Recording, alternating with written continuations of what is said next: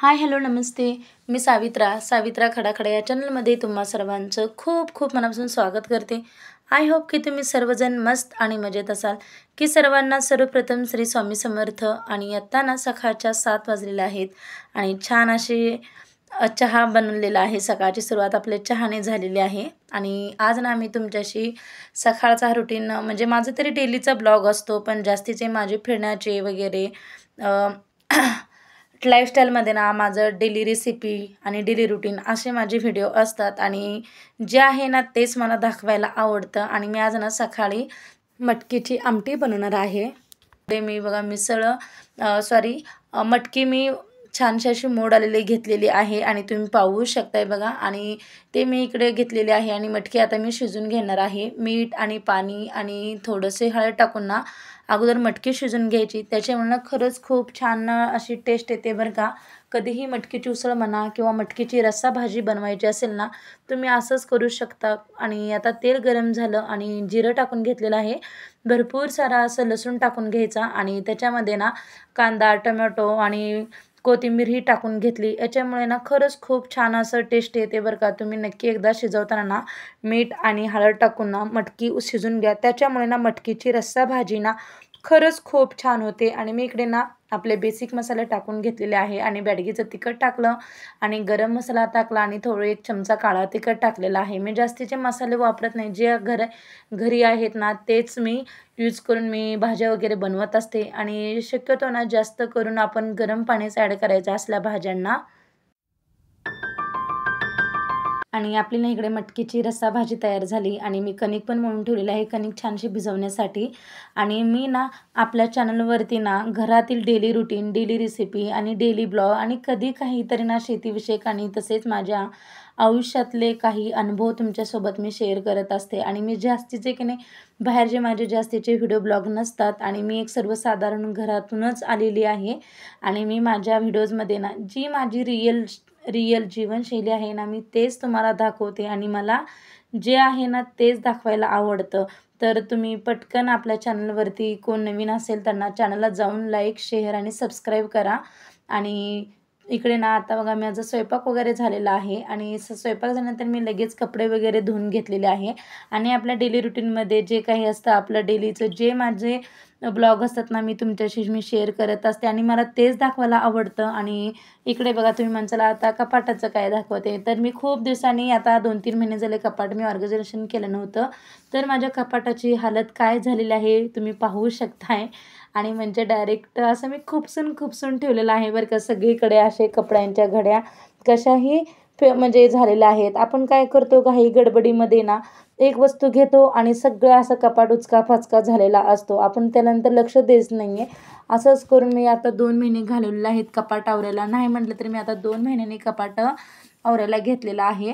आणि तुम्ही पाहू शकता बघा इतके सारे असे माझेच कपडे आहेत. त्याच्यामध्ये ना शौर्यचे एक 3-4 ड्रेस असतील नवीन आणि जे बाकीचे असतात ना ते त्याच्या खालच्या म्हणजे खाली हॉलमध्ये एक कपाट आहे छोटंसं, तिथंच मी शौर्यचे कपडे वगैरे ठेवून देत असते. आणि तुम्ही पाहू शकताय बघा इतकी सारी माझे साड्या आणि ड्रेसेस वगैरे आणि पेटीकोट ब्लाऊज वगैरे सगळे माझेच आहेत एवढ्या कपाटामध्ये. आणि वाटलं नव्हतं की कपाटामध्ये एवढा पसारा एवढे कपडे असतील.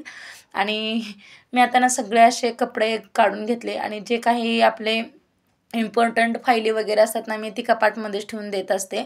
आणि जेणेकरून आपल्याला पटकन सापडल्या जातील म्हणून मी जे काही असतात ना मी कपाटामध्ये ठेवून देते. आणि हे पण चला आता मी सगळ्यांचे आता कपडे वगैरे व्यवस्थित आता घडी घालून देते. आणि हे बघा आपल्या बायकांचं म्हणजे ना गळ्यातलं म्हणा कानातलं म्हणा कुठेही घाई गडबडीमध्ये आपण कपाटात आहे त्या फेकून देऊन जातो. आणि मी इकडे ना ओलं कापड करून घेतलेलं आहे आणि थोडंसं मी लिक्विड स्प्रे मारला म्हणजे त्याच्यामुळं ना खरंच असे धूळ वगैरे साचलेलं असते ना ती निघून जाईल म्हणून मी ना आतमध्ये कपाटच्या आतल्या बाजूलाही मारून घेतलेलं आहे. आपला मिरर वगैरे ना खरंच खूप धूळ झालेलं असते.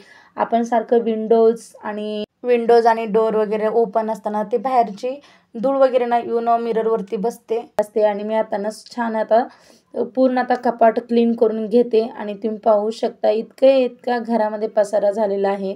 फक्त एक कपाट काढलेलं आहे आवरण्यासाठी. तर तुम्ही पाहू शकता इकडे मी कपड्यांच्या घड्या घालायला घेतलेल्या आहे साड्या वगैरे. आणि मी काय करते माहिती आहे का, जे घराच्या कामासोबत ना मी एक्स्ट्रा व्यतिरिक्त हे कपाट पण ऑर्गनाइज करून घेणार असते. आणि कपाट ना आता मी क्लीन आणि एकदम आता पूर्ण स्वच्छ करून घेतलेलं आहे. पहिल्यांदा ना मी सगळ्या अशा साड्या वगैरे घड्या घालून घेतल्या, आणि जेणेकरून ना साड्या घडी घालायला ना खरंच खूप वेळ लागतो, आणि आपले ब्लाउजेस आणि पेटीकोट ते फोल्ड करायला तेवढा वेळ लागत नाही आहे. आणि कपाट छानसं असं सुकलं बरं का. मी कापडाने वगैरे 2-3 वेळा पुसून घेतलं, आणि नंतर ना मी पेपर्स वगैरे आहेत ना ते हातरून वगैरे ठेवले.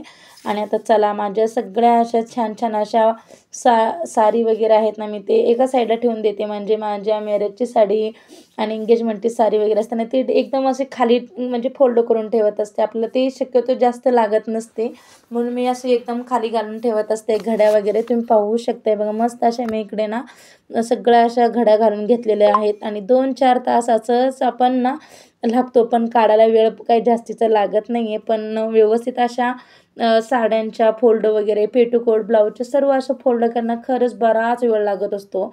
आणि मी स्कूलला गेले ना असले मी कामं करत असते. कसं करतात मुलं आधेमध्ये सारखं येत असतात, पण आपल्याला तो कपडे घडे घालायचे तिथंच राहतात. आणि हे आहे पर्स म्हणजे माझ्या बहिणीने एक विणून दिलेलं आहे, आणि मी स्वतः पण ट्राय केलेलं आहे विणून. आणि आता मी कपाटचं ऑर्गनायझेशन वगैरे छानपैकी केलं, आणि छोटीशी भूक लागली म्हणून मी कच्ची भेळ बनवलेली आहे. तुम्ही म्हणसाल मगाशी तर हा दुसरा ड्रेस होता आणि आता कसं काय.